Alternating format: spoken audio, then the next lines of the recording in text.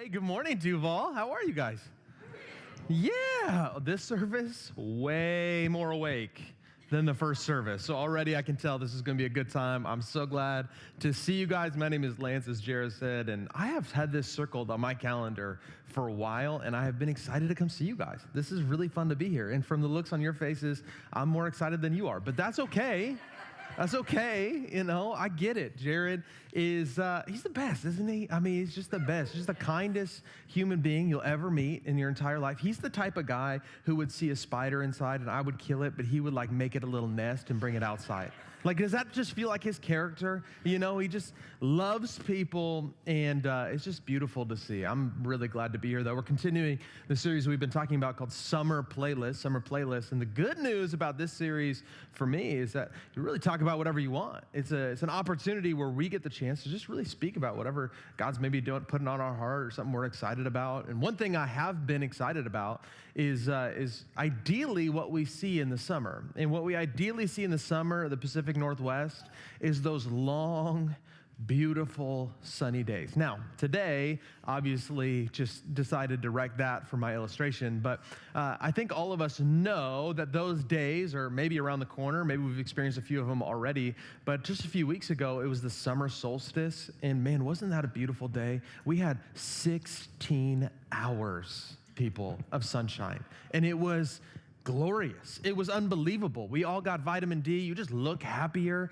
Everyone felt like they were in a better mood. And I don't know about you, but it feels like 2 weeks ago, I was driving into work in the dark. You remember these days? And then you'd be at work and it would just be cloudy and dark.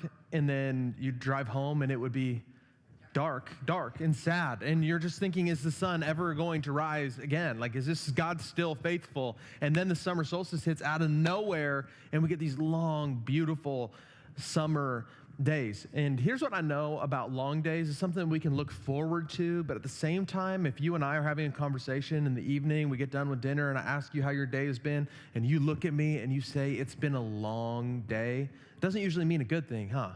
When I talk to my wife, she's a therapist, and she sometimes does really long days, sees a bunch of clients in a row, and talks through, in a lot of moments, some of the hardest things in people's lives. And so when she gets home from work and my two little girls jump on her back, they pull at her mouth, they try and get her eyes, they do everything that little kids do to try and show love and affection, and they're all over, and she's just looking at me. I can tell she's just exhausted, and I ask her, how's your day been? And she looks at me and says, It's been a long day. I know I'm going to take the kids. I'm going to avoid eye contact. I'm going to get her, run the bath. I'm going to do whatever it takes to give you some space, because we've all had days where we know it's been a long day. It's been one of those really long, challenging days. And there's no way for any of us to ensure, come on, you're intellectually honest people. There's no way for any of us to ensure, regardless of the amount of daylight, whether it's going to be a great day or a hard day, whether it's going to be one of those great days that you want to relive every single day. You want to be Bill Murray in Groundhog's Day. Anybody? Right? And you just wish you could replay it over and over. And man, that's just a memory you're going to cherish. Or it's going to be one of those days that you wish you could forget, but you can't. One of those days it's just heartbreak and you didn't see it coming. And whether it's through choices you made or choices you had nothing to do with, your day was incredibly challenging and it was incredibly hard. And I know, actually, in church, one of the things that I love the most is that God meets us in both of those days, right?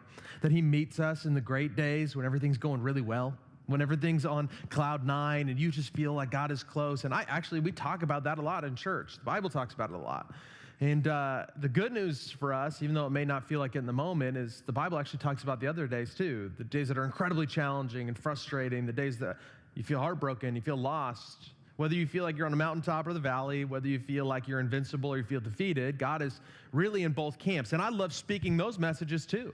And maybe you're here and you're checking out church for the first time and you're thinking, I'm not sure about all this, and someone promised you brunch, or you're just at rope's end and you're thinking, you know what, I don't know if I buy in, but I want to see if maybe there's anything that could bring me some hope here. I love those messages to speak to those people who we've all been there, who feel like they're in a really challenging season. And we do a lot of that in church. We talk to both sides, but what I realize is we actually don't talk about the middle. The majority of our days that are not high highs or low lows, the days that are, normal. The days where we're in our routine, and a lot of us love our routine. It's the thing that we took a lot of time and effort to build our routine, the cadence of our life that feels predictable. And on those regular, maybe seemingly mundane days, we never really talk about them. And maybe it's for good reason. Maybe we don't talk about them because they're not really fun to talk about. And so you guys are going to leave here and be like, I hope no one ever talks about boring days again. But today, I want to talk about it because the Bible does speak about what do we do with the long days of our life, whether they're great days or hard days. What do we do with the normal, predictable, maybe patterned days of our life, and how do we make the most of them? The good news is the Bible speaks to it in the book of Romans. And this book was written in the year like 55 to 58 AD, so about 30 years after Jesus' death and resurrection. And so this is pretty close in the scope of history. It's written by a guy named Paul, who was a church planner all around the Mediterranean Rim. And the book of Romans was written to the people in, well, Rome. There was a small church that was getting started there. It was really getting some traction, momentum, and Paul wanted to speak specifically to Rome because it was the epicenter, the apex of really where human history had come to. It was the place to be. It was where everything was moving and shaking. It was where progression happened. And that's where I like reading from it, especially from like an American context. I think we can resonate with that. We feel like, man, humanity has had so much progress, and here we are. We have a long way to go, but man, we kind of have a lot of it figured out, right? I mean, we live on the east side of Seattle. You guys have done something right to get to this place. And so I think it resonates with us of how we navigate, well, our life. And so he speaks pretty directly to it in Romans chapter 12, and it starts with how you wish every Bible verse would start. This is how you wish every passage of the Bible either started or ended. He says this. So here's what I want you to do. Isn't that how you wish all of our sermons ended? Right? We talk about Noah's ark, and you're like, what do you want me to do? Build an ark? Like, I don't get it. Jesus is talking about being a shepherd. You're like, I have no sheep. What do you want me to do? Like, let's boil it down. Let's get to the point. Let's get practical. Let's get me some donut holes and get on my way. Like, let's get to what you want me to do. So today, if you're like me and you want practical, today's going to be practical. Here's what he says. Here's what I want you to do. God helping you take your everyday ordinary life. You're sleeping, eating, going to work, walking around life, and well, what do? You place it before God as an offering. Not a word that we use a lot, but we place it before God as an offering. And if you're like me, you read that and you think, that's extreme. That seems a bit presumptuous. It seems pretty big to offer our life to God as an offering, because who does that? How is that possible? How do you actually play that out? It's a church phrase that maybe if you've been around church before, you say, yeah, that sounds like a great sentiment, but what does that actually mean practically? And it got me thinking about a tradition that we have that maybe if you have a family like mine, you do this as well. On your birthday, you get what I call first right of refusal. You get to kind of decide and dictate what the day is going to look like. So if you wake up and everyone in your family wants pancakes, but you want French toast, and it's your birthday, guess what? You're having French toast. And in my family, it would say, hey, what do you want to do today? And anything short of skydiving, you could probably, it was negotiated. Like, you put that on the table. And so we would go to a movie that I wanted to see, or we'd go to a park or play a game, or I'd get to see friends. Then you'd come back for dinner that night, and what would happen? They would ask you, what do you want for dinner? It's your birthday dinner. Anyone else have birthday dinners growing up where you got to decide? Does your family still do that today? My wife's family actually took it up a notch further than I've ever known before. And I came over to their house once. It was my birthday, and they had a special, it's your birthday, you're a special person plate that they put your food on. Anyone else have a birthday plate in your home? Yeah, okay, well, you're sane. I agree. Like, I don't know. A birthday plate, it was spectacular. You just felt like royalty for the day because you got to dictate the direction. And it sounds a little maybe trite, but in some regard, I wonder, do we even let God speak into our day? Do we give God maybe even the first right of refusal? Like, when we wake up, you have your agenda, you have your plans, and they're all probably great plans, but do you ever even have the second thought to say, God, this is what my trajectory was for today. I wonder what you would want to speak into it. Do you give God maybe preferred stock options in your life? Maybe he has a seat at the board, or even he's a chairman of the board of your life, to say like, hey, you're going to speak into the direction. I'm going to play it out. I have to actually do the work, but I'd love to have your input and insight, maybe a little bit of your direction on what this could be. And the reason that Paul knew that this was going to be challenging to people is because we have something in common with people even then.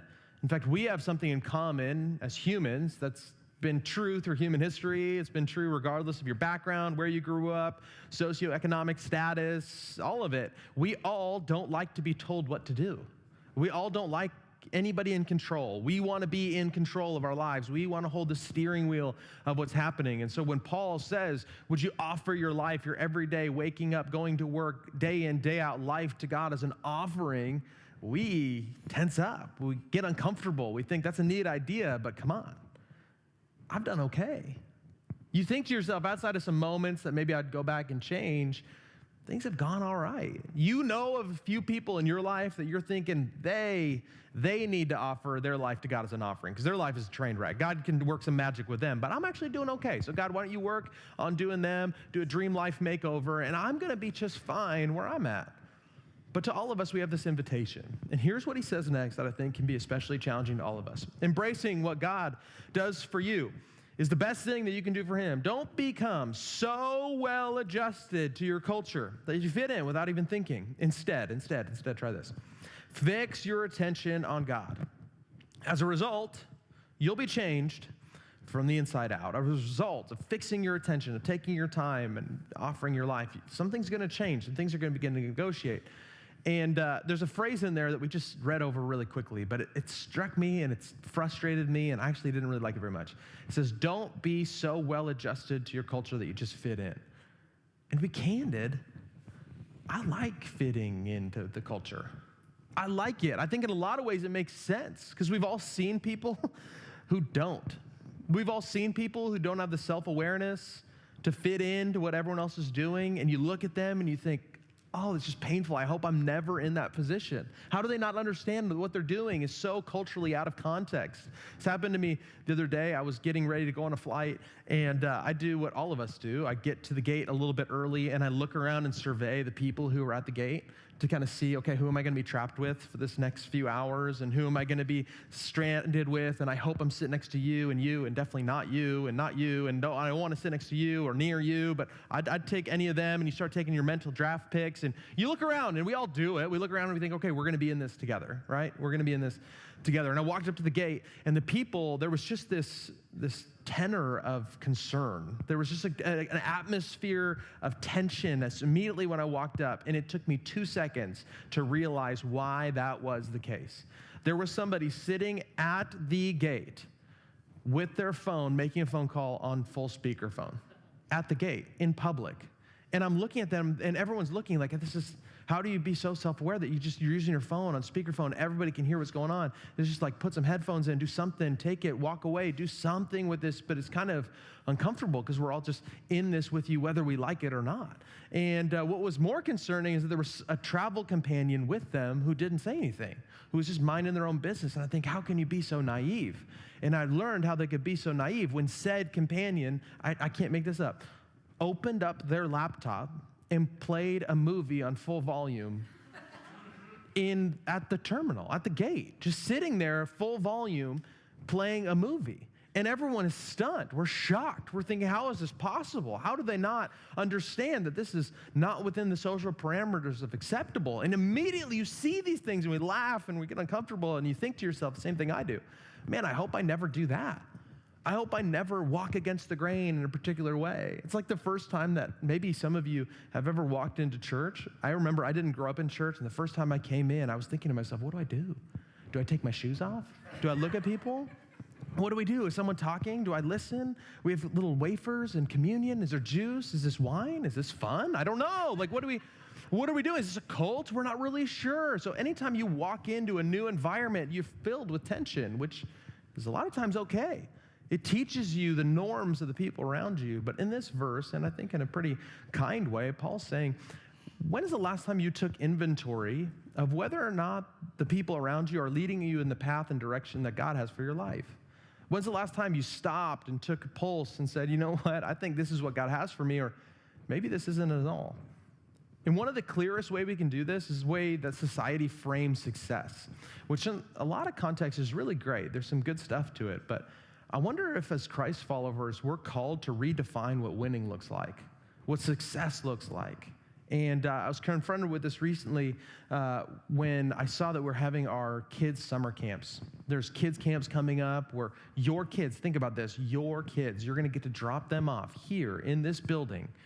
and just let them run rampant. It's going to be amazing. It's just going to be an opportunity for them to grow in their faith, to hear about Jesus, have a lot of fun, hang with friends. There's camps for middle school students and high school students coming up, and it is amazing. But you want to know what we've learned as a church ethically? We can't leave them unsupervised. And so you can't just leave them in the building, kind of close the doors, throw in some snacks, and let them figure it out.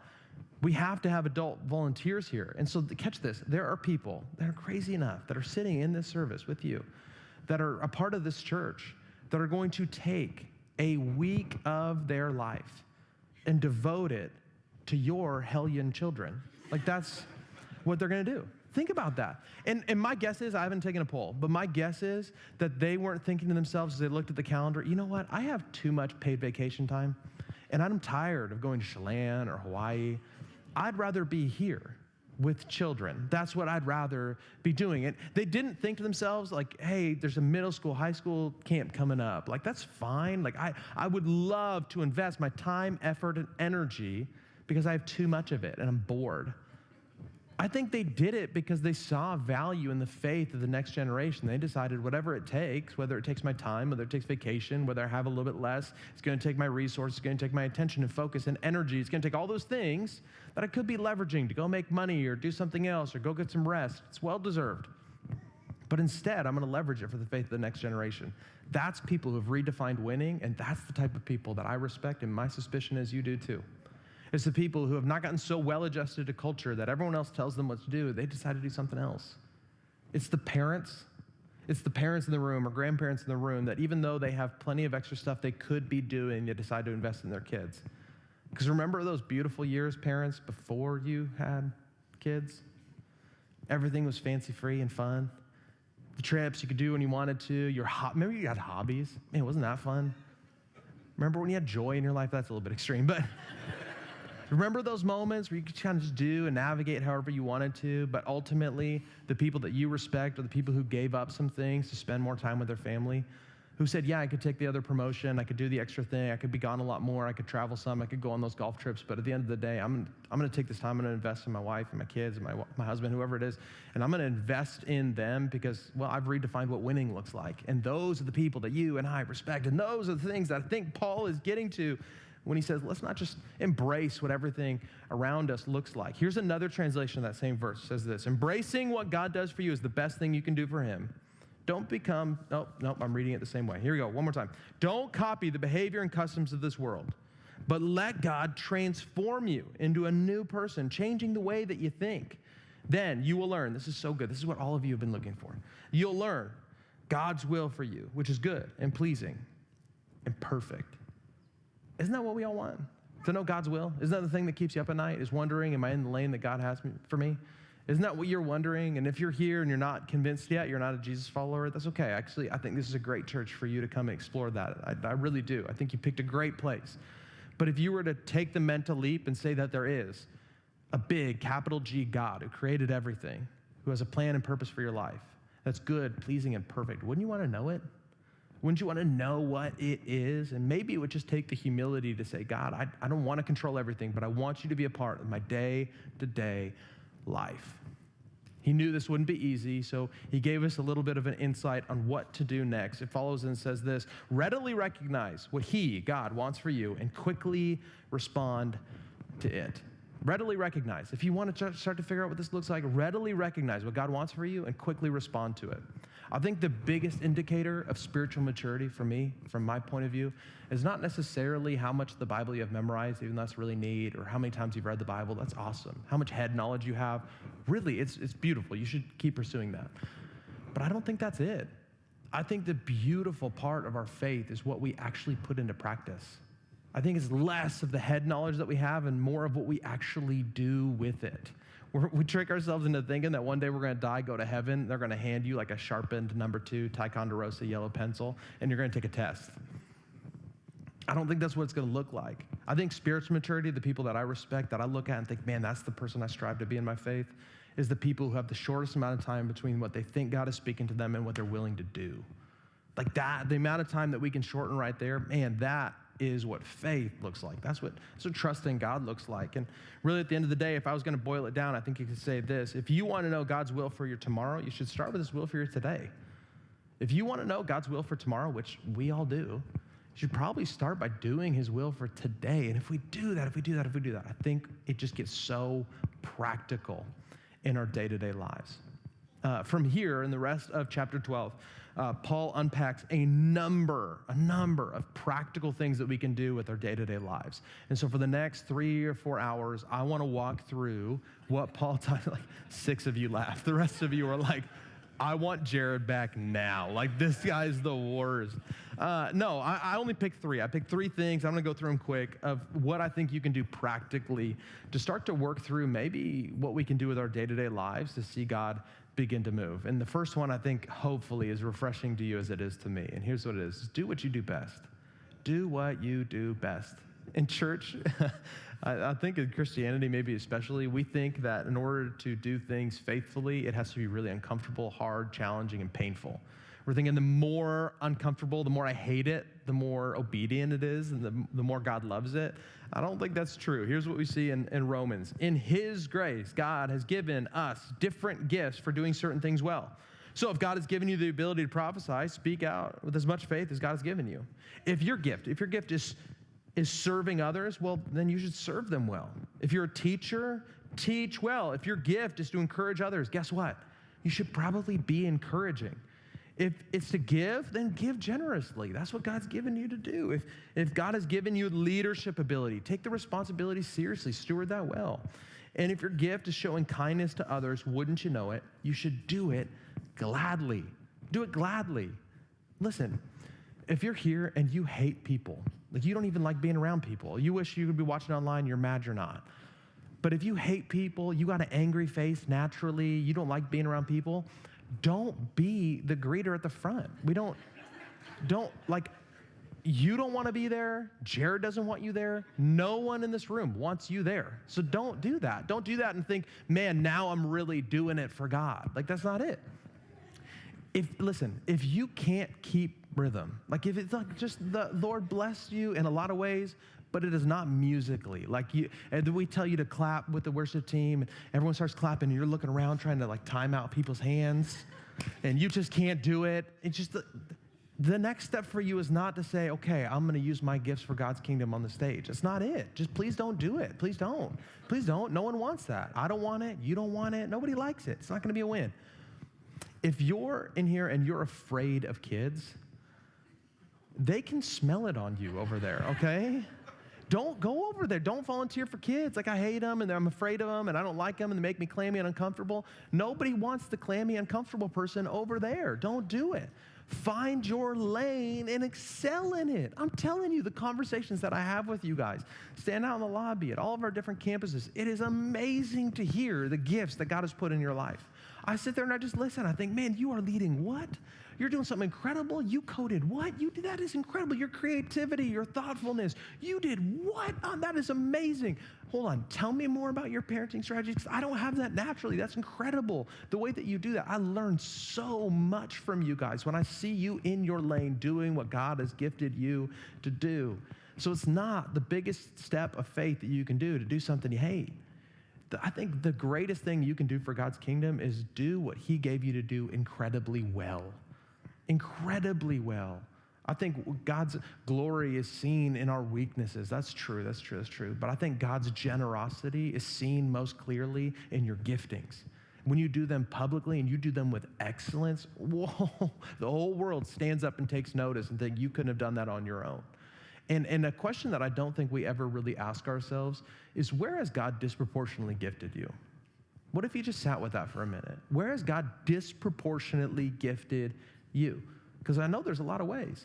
It could be the things you get the most affirmation from. Could be the things that people praise you for. It's usually the things that people look at you and say, man, you did that so easily. That was so effortless for you. How did you make that look so easy? And you're like, I don't know. I think God has just maybe disproportionately gifted me. So maybe take the time, start to wonder, where has God gifted me? And where can I put that to work for his kingdom in my day in, day out life? And when we do that, well, I think some incredible things start to happen. The next one is this, point number 2, engage your faith. Engage your faith on a daily basis. In the big days, in the small days, in the traumatic days, in the days that are full of sunshine, all of it, engage your faith. It says this in Romans 12:12. Be patient in trouble and keep on praying. You don't know what I am not when it comes to trouble? Patient. I'm not. I try and solve things. I try and solve my problems, try and fix it, try and manage consequences, mitigate outcomes. I try and do all those kind of things. I fix it and work it and finesse it, and I strategize. I love all that stuff. But patient in trouble? No. And I don't think he's talking about apathetic in trouble, but I wonder if he's inviting us to say, hey, remember in the beginning when you offered your life to God as a living sacrifice? You offered it. You came to God as an offering. That if you did that, then when you face trouble, then maybe you can have patience realizing that ultimately God is in control of a lot of it too. That yes, you have some work to do, and yes, you have some things to control, but ultimately God is working in the process. And there's a sense of peace that comes alongside of that as well. I think it's more maybe than just positive thinking, even though I love positive thinking. I love optimists, at least to a certain degree. We all have a friend who's too optimistic. Do you know that friend? Who's just rainbows and sunshines, and every day is the summer solstice, and it's just every day is 16 hours of sun, even if it's rainy outside, and you kind of want to strangle them. Like those friends. I have one of those friends, and he has this forward mantra that he always says all the time: it could be worse. Could be worse. Could be worse. Could be worse. We're talking around. I guess there's something to be said for that, right? It denotes a bit of gratitude, which is beautiful. I don't think that's a bad thing. It also helps you step back and catch perspective, right? It could be worse. Could be worse. Could be worse. So we can all maybe learn from that. And when we go home today, you go to your house, townhouse, apartment, whatever you got, and you open up and go inside, and you see all the things that you'd like to change, right? You see like, oh, I wish I could have renovated that, or this could look different. I wish we had more square footage. I wish we had another story on this thing. I wish there was just more room. This is inconvenient. This isn't laid out well, all this thing. As soon as you start thinking those things, you're going to stop, and you're going to say, could be worse. Yeah, 3 of you are going to lead in that. You go out in the parking lot after this, and you're going to be walking by cars that are nicer than your car. And you're going to see it, and you think, man, if we had that much room, it'd be great for the kids. That would be more reliable. That'd be just fun to drive. Man, that'd be fun. And you're going to stop. And you're going to think, could be worse. Yeah. You're going to get out of the shower, and you're going to see yourself sideways in the mirror. You're going to stop, and as soon as you're thinking, I wish I had his body, or I wish I had her figure, or whatever, you're going to stop, and you're going to say, could be worse. Yeah. You wake up in the morning, you turn over and see your spouse. That's horrible. Could you imagine? I could just keep going. No, I'm not gonna. But it could be worse, right? It could be worse. Could be worse. I think positive thinking and optimism is great in its own bucket. I think it's good. It's good stuff. But I think he's maybe talking about more than just be positive when things are troubling, more than just being hopeful or naive. I think it really means grounding your faith in Jesus and what he could do on a daily basis. And when you put that together, you can see some pretty incredible things. The last thing is this, and this might be my favorite point. We saved it for last. It says, it's simply this, is don't take the bait. Just please don't take the bait. And if I had one passage that I could read to our country, if I could read to our nation, if I could read to our community, because there's just so much, we've all seen it, we've all felt it. There's so much division and frustration and name calling. It's so petty, it's so juvenile in so many ways. And I wish we could just read this to everybody and see what maybe God would illuminate in the midst of it. And I don't get everybody, so I get you guys. And so here's what I'll read. Don't take the bait. And it says this in Romans 12:14. Bless those who persecute you. Don't curse them. Everybody can curse. That's easy. That's cheap. Pray that God will bless them. Think about it. Think about going on social media or like a forum or Reddit or somewhere, and you see a controversial opinion. It's very polarizing, which there's quite a few. This isn't that abstract of a concept. I think you can pretty much picture that. And in the comments, you can expect what you're going to find there is some heated frustration. But could you imagine opening up the comments and said, hey, thoughtfully I disagree with you, but I pray a blessing over your family. I just pray for your future. I pray hope and God's grace for you. That I disagree and I don't see it differently, but I just continue to pray wisdom and God's Spirit be at work in your life. And it's just comments like that for days. Could you imagine what that would look like? Man, that's different, huh? It says, bless those who persecute you. If I'm honest, I curse those who mildly frustrate me. You know what I mean? It's like it's a minor inconvenience, immediate curse. But what would it look like to bless those? Instead of saying, hey, you disagree, you voted for who? How do you voted for, I thought I knew you. I thought I respected you. I'm cutting you out of my life. You're done. How could you be so naive? How could you be such an extremist? Do you know what you're thinking? Oh my gosh, I've lost all respect for you. And we go down that road. Come on. That's cheap, that's easy, that's quick. Come on. But what if we took our day in life and just didn't take the bait? We did something different. He continues and he says this, be happy with those who are happy and weep with those who weep. Live in harmony with each other. Don't be too proud to enjoy the company of ordinary people. And, if we didn't crescendo in the best way, don't think you know it all. If I just gave you one bit of advice, and I get it, you're successful. I get it, you're sharp. You've lived a lot of life that I don't even know about. If you told me your story, man, I'd probably agree with you. You have it together, that's great. But what if we just had the humility to say we don't know it all? What if that unlocks this whole life as an offering posture? Is a start from the very beginning and pry open our hands to say, you know what, I don't know it all. So God, when I recognize the humility that I don't have it all figured out and maybe you do, it becomes a lot easier to offer my life to you. When I realize that maybe everything isn't as perfect as I want it to be and I can offer it to you, and then maybe in just the way that you do, it's just so miraculous and so incomprehensible, but you do what you do and well, everything could change. And I know we dismiss what can happen on the ordinary days that are probably pretty forgettable, but my guess is in the small things, God can make something fairly large. In 1847, at the Niagara Ravine, where the Niagara Falls is, it separates the U.S. from Canada, and there was no convenient way to get across between these trading partners and just in the community. There's no way to get across this ravine. It was, I think we have a picture, 800 plus feet deep, 250 plus foot cliffs on both sides. And so they wanted to construct a bridge. The U.S. government sent out this order to a civil engineer who was tasked with this daunting task of building a bridge across the Niagara Ravine. He had no idea how to start. There was no way to run supplies back and forth. There's no way to even get started on this thing. He was talking to a local iron worker, and they came up with an idea. Their idea was that weekend they would hold a kite flying contest. And they would try and figure out who could fly a kite from one end of the ravine to the other.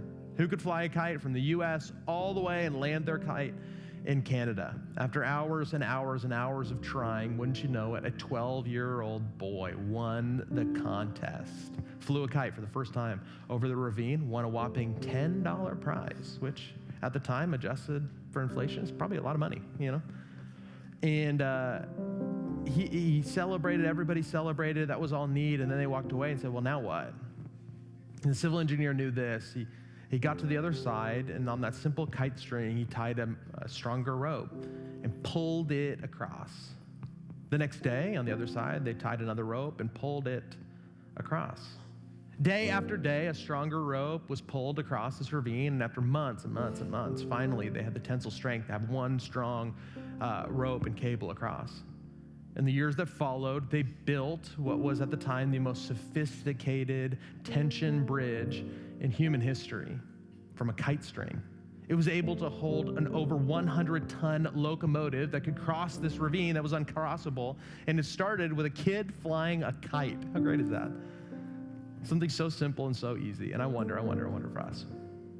I know it doesn't feel like a lot, but just in the day in and day out, in the days that seem awfully forgettable, it's just the consistency of effort to begin to pull and say, God, what would you have for me? What would you have for me? Compounded over time could yield something great.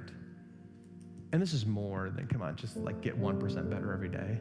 This is more than all the blogs and posts that tell you 7 hacks to a more efficient morning, 10 ways to make more money and retire early. Come on, you can go find all those, but what about just the moments to simply say, God, in the routine of my life, would you be first? If we did that, if we began to redefine a win, if we began to not take the bait and embrace our faith daily, if we did what we do best, God, if we do some of these things, I wonder what it could look like in your faith. It's not just the big, big, big monument moments, but instead God meeting us in the little things that could turn into something significant. We're going to close with a song, but before we do, I'd love to pray for you if you'd let me. And so you can set everything down around you, and would you stand to your feet? And I'd love to pray for you and worship for a second together. Here's what I think this time could look like, if you're open to it. You're busy people, and you've carved out this time. You're already here, and you have a few minutes left. For the next few minutes, instead of just already letting your mind wander to what's next, where are we going for lunch, what's happening, your to-do list, your emails, your texts you haven't, your phone calls you need to make, things you need to do in the yard, all those things, instead of letting your mind go there, just inside these four walls, regardless of what's happening outside, would you just give yourself something that's so rare, just a moment of peace, moment to just exhale and rest and start to maybe ask, God, what would it look like to put you first? And we don't get to do this often. So I'd love to pray for you. Let's pray. Heavenly Father, thank you. Thank you that you're with us in the day-to-day routine moments of our life. Thank you that you've gifted us in certain ways that we didn't deserve or ask for, but it's simply by your grace. And so today I pray for every person in this room who might be thinking these days are sliding by. Would you help us pause for a moment and just see what you see in our days? See the beauty and the gifts that are willing and ready to be yielded from these days, the things that we can pull from them that don't just make us more successful, but honestly give you praise and glory. That God give us a sense of purpose that's good, pleasing, and perfect. God, could you give us the wisdom and insight to see that? And then even more than that, could you give the courage to do something about it? Because our faith is not simply based on what we know, even though that's so important. But God, it's not an intellectual faith, it's a practical one. So I pray for each and every person in this room. Would you begin to work? Begin to move, begin to speak. And for these next few moments that we'll have to sing and reflect, God, would you speak so clearly that we can't shake it? Would you help us, give us the courage to be obedient, even when it's hard to do? Pray that in Jesus' name. Amen. Let's worship.